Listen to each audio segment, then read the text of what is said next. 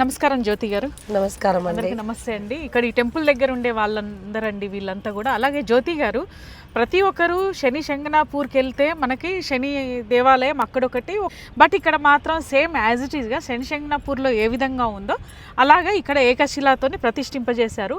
శని భగవానుడు అంటే ఆమడ దూరం పరిగెత్తే వాళ్ళు కూడా మీరెందుకు ఇష్టంగా ఇక్కడ పెట్టారు? శని భగవానుడికి నేను గత 9 సంవత్సరాల నుండిగా చేస్తున్నానమ్మా. రావి చెట్టు కింద చిన్నగా ఉన్నారు, అక్కడ ప్రతిష్ఠించుకొని నేను అక్కడ సాధన చేసుకుంటూ ఆయన ఇచ్చిన శక్తి, ఆయనని ఒక్కసారి తీసుకున్నాక ధర్మ మార్గంలో మనం కూడా ఉండాలి.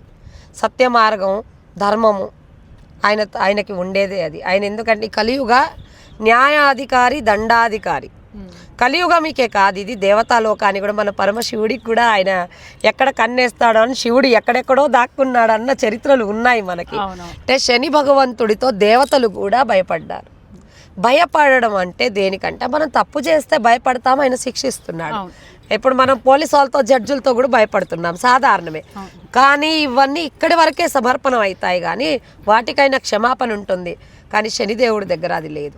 అయితే ఆయనకి మనము నిత్యం మంచి కార్యక్రమాలు చేసుకుంటూ న్యాయ మార్గంలో నీతి నిజాయితీగా సత్యంగా నడుచుకున్నామంటే మనకు పట్టిన ఎలనాటి శనిలు ఉన్నా కానీ అది అలా కూడా వెళ్ళిపోతూ ఉంటుంది. సేవ సమర్పణ భావంతో మంచి పనులు చేయడం వల్ల కూడా వెళ్ళిపోతాయి.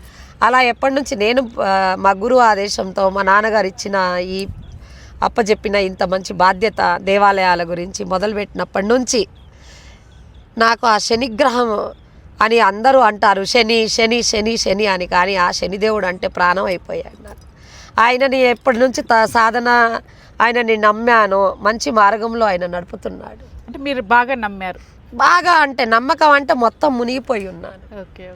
అయితే ఆయనే నాకు నీతి నిజాయితీ సత్యంగా నడుమని చెప్తే సాధకులకు కూడా సేమ్ ఆయన నీడలో ఉన్నట్టుగా ఉంటున్నాం గనక ఆయన అంటే ఇష్టము అని కాదు, చాలా ప్రాణంగా ఆయన సాధన చేసుకుంటూ ఆయన మార్గంలో ఉంటూ ఈ 9 సంవత్సరాలు ఆ చిన్న శనీశ్వరుడికి చేస్తూ ఉంటే ఈరోజు ఇంత వచ్చింది. ఈయన తలుచుకుంటే ఇంకా అలంకరణ శనీశ్వరుడు కూడా వస్తాడు. వెనకాల ప్లేస్ అందుకే పెట్టాము. ఎవరైనా భక్తులు శనీశ్వరుడిని ప్రతిష్ఠించాలి అని అనుకుంటే 5 ఫీట్ల శనీశ్వరుడికి మేము అంటే రూపంతో మన కాకి వాహనం పైన ఉన్నట్టుగా ఎవరైనా దాతలు వచ్చారంటే ముందుకి వారితోనే ప్రతిష్టాపిస్తాము, అక్కడ వెనక ప్రతిష్ట చేపిస్తాము. ఓకే. అలాగే ఇప్పుడు మనకు చూసుకున్నట్టయితే ఇది ఈ మధ్య కాలంలోనే ఈ బండలు ఇట్లా మొత్తం ఫినిషింగ్ అంతా కూడా వేసినట్టుగా ఉంది. మరి ఎవరైనా అంటే మీరు ఇంకా ఎండలో ఉన్నారు కదా మన శని భగవానుడు, అంటే మీరు 1 by 1 చేసుకుంటూ వస్తున్నారు, స్వశక్తితో చేసుకుంటూ వస్తున్నారు. ఖాళీ గొడుగు ఒకటే పెట్టారు, అంటే రేకుల షెడ్ గురించి మీ ఒపీనియన్ చెప్పండి ఒకసారి. ఇది ఒక యజ్ఞశాల రేకులు ఎలా అయితే చుట్టుపక్కల ఉండి బయటికి గాలి అది పోవాలని, అంటే మండువా హౌస్ ఈక్వల్ టు మండువా హౌస్ అలాంటిది ఇక్కడ చేయాలని అనుకుంటున్నామమ్మ. దాతలకి మొన్న శని త్రయోదశి కూడా కొంత కలెక్షన్ ఇక్కడ కూర్చొని ఇక్కడ అర్చనలు ఇలాంటి టోకన్స్ ఏం పెట్టలేదు, కానీ మన అయ్యవారు చెప్పారు అలా ఇలా అడిగితే కూడా రావమ్మా అర్చన అని పెట్టండి. అవి వచ్చిన డబ్బులతో కూడా ఏమనంటే మొన్న వచ్చిన డబ్బులతో కూడా టైల్స్ తెప్పించి పెట్టాను, ఇంకా తక్కువే పడుతున్నాయి. కొందరు అన్నారు కూడా ఇంకా మేము కూడా చేపిస్తామని. సరే, వాళ్ళందరి ఏదైనా సరే మంచి కార్యక్రమము సమాజానికి అందుతుందంటే అందరి శక్తులు అంటే అందరికీ ఎంత చేతనైనంత సహాయం వాళ్ళు చేస్తున్నారు కనుక అది అందిందంటే సమానంగా ఉంటుంది. నేనే చేశాను నేనే పెట్టాను అని అన్నానంటే అది వేరే అహంకారంగా ఉంటుంది. అందుకని ఈ మహాభాగ్యం అందరికీ రావాలి. ఈ వైష్ణవి క్షేత్రంలో మేము గురుకులం అని అనుకుంటున్నాం. ఆ స్థానంలో కూడా ఎవరైనా గురుకులానికి కూడా ముందుకు వస్తే కూడా మన ట్రస్ట్, నేను మొన్న కూడా చెప్పాను, వైష్ణవి దేవి మన శ్రీ శ్రీ జయశ్రీ వైష్ణవి దేవి ట్రస్ట్ ఉంది. ఆ ట్రస్ట్కి ATG కూడా ఉంది. మన పిల్లలందరికీ కూడా సనాతన సంస్కృత సాంప్రదాయాలు అందించాలి, వాళ్ళకు మంచి మార్గంలో నడిపించాలి, వాళ్ళకు మంచి జ్ఞానం బోధన చేయాలి, చదువుపియాలి, కులమత భేదాలు లేకుండా ఉండాలి అనేసి మా ఇక్కడ ఆలోచన సంకల్పం ఉందమ్మా. ఇదేదో స్వప్నము కల్పన కాదు, ఆలోచన సంకల్పం ఉంది. సంకల్పంతో మెల్లిగా ఈ కొన్ని పనులు అవుతున్నాయి. ఇదంతా అడవి, గుట్టలు, రాళ్ళు, గుంతలు మాదిరిగా ఎవరైనా దాక్కున్నా కూడా కనిపించని స్థానాలు. డిస్ మెటీరియల్ అలాంటిది వేపించి కూడా మట్టి పోపించి కూడా లెవెల్లు చేపిస్తుంది. ఎందుకంటే రేపు ఇక్కడ వచ్చే భక్తులకి ఈ ప్లేస్ అంతా అక్కడ అన్నక్షేత్రం, అక్కడ మన కలికి భగవానుడి గుడి, వెంకటేశ్వర స్వామి, అయ్యప్ప స్వామి దేవాలయానికి ఆ ప్లేస్ ఉంది.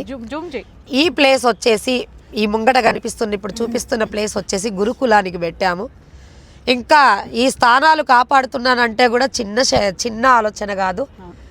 దుష్ట శక్తుల్లాగా ఇప్పుడు కూడా కొందరు ఈ దేవస్థానానికి ఆక్రమించుకోవాలని కూడా చూస్తున్నారు. సంఘర్షాలు చేసుకుంటూ వాళ్ళు లేనిపోని నిందలల్లో కేసులు కూడా చేసి పెడుతున్నారు మా మీద. అన్నిటికీ తట్టుకునే శక్తి మా శని భగవానుడే ఇస్తాడు. రాముడు అంతటి వాడే వనవాసానికి వెళ్ళారు, పాండవులు కూడా వనవాసానికి వెళ్ళారు. మేమెంతటి వాడం, మాకు వనవాసం సమయం ఇది. మా దగ్గర డబ్బు లేదని వనవాసం సమయం నడుస్తుందమ్మా. ఈ విషయము మీ ద్వారా, మీ యూట్యూబ్ ద్వారా బయటికి పోతుంది. నేను కూడా ఎన్నో ఫేస్బుక్ లైవ్లు చేస్తున్నాను. ఫేస్బుక్ వైష్ణవి దేవి ఠాకూర్ జ్యోతి అని ఉంటుంది, చాలా గ్రూప్స్కి కూడా సెండ్ చేస్తాను. ఇక్కడ పెద్ద సంఘర్షం కూడా ఉంది. ఆ సంఘర్షము మన మమతారెడ్డి మేడం గారిది యూట్యూబ్ చూసిన వాళ్ళందరి ప్రేక్షకులకి కూడా మా వైష్ణవి దేవి ట్రస్ట్ తరపున నమస్కరించుకుంటూ మీరందరూ చూసి కూడా సబ్స్క్రైబ్ చేసి మీ బంధుమిత్రులకి కూడా షేర్ చేయాలని మా వైష్ణవి దేవి తరపున, మమతారెడ్డి మా భక్తుల తరపున కూడా కోరుకుంటున్నాము.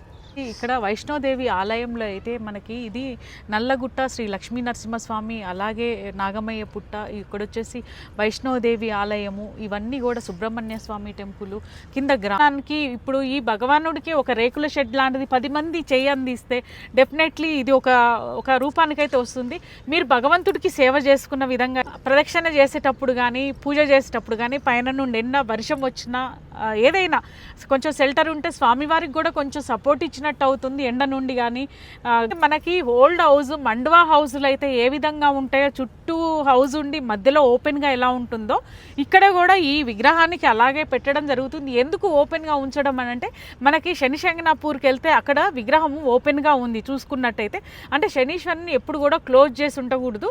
ఈ చుట్టూ కూడా రేకుల షెడ్ ఎందుకంటే వచ్చిన పబ్లిక్కి ఏంటంటే ఎండాకాలం కాళ్ళు కాలకుండా, ఒకవేళ వర్షం వచ్చినా తడవకుండా, కొద్దిసేపు కూర్చోవాలనుకున్న వాళ్ళు ప్రశాంతంగా కూర్చునే విధంగా అయితే మేడం గారు ఆలోచన అయితే ఉంది. మీరందరూ సపోర్ట్ చేసి ఈ షెడ్కి తలా ఒక చెయ్యేస్తారని, అలాగే మేడం గారు నెంబర్ చెప్పారు, ఆ నెంబర్కి ఒకసారి కాల్ చేసి ఫుల్ డీటెయిల్స్ కనుక్కోండి. ఎవరికి తోచిన సాయం, మనిషికి ఒక 10 రూపాయల లెక్క వేసినా, మనిషికి ఒక 10 రూపీస్ లెక్క వేసినా ప్రతి ఒక్కరము ఇందులో భాగస్వాములం అవుతాం.